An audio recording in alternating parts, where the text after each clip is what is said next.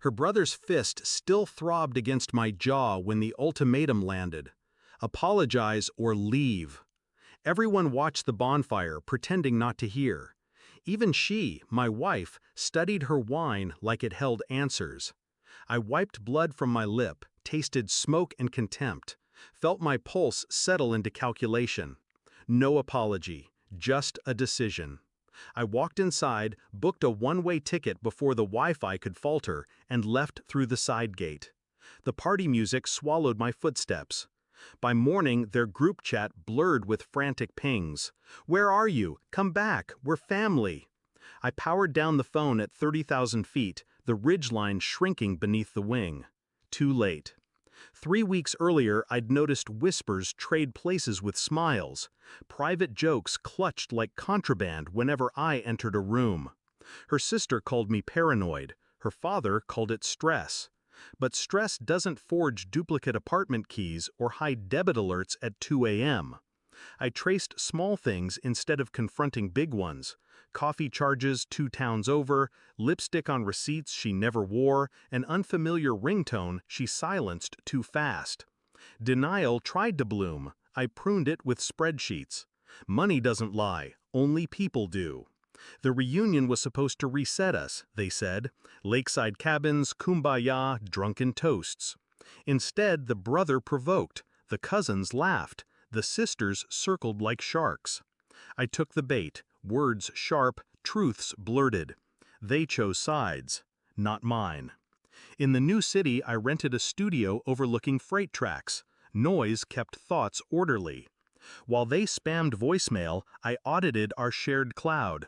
Found hidden folders, vacation selfies with a friend from yoga, rental contracts signed in my absence, a draft prenup revision naming me liability. I hired a quiet investigator, not for revenge, for clarity. He confirmed the affair, traced shell companies funneling marital assets into an LLC under her maiden name. The family helped. Of course they did. Each discovery cooled me further. Steel poured into veins once warm. I opened a separate account, moved my paycheck, froze joint credit, and scheduled alerts on every property deed.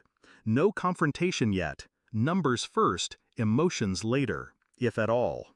A week later, the investigator delivered a manila envelope. Hotel security footage. Her sister, and the so-called yoga friend signing closing documents for a condo. My signature forged. I sent a single group email with attachments, subject line, audit findings. No body text. Silence carries farther than rage. 12 minutes later, the calls began anew, this time frantic, edges of words frayed. I answered none.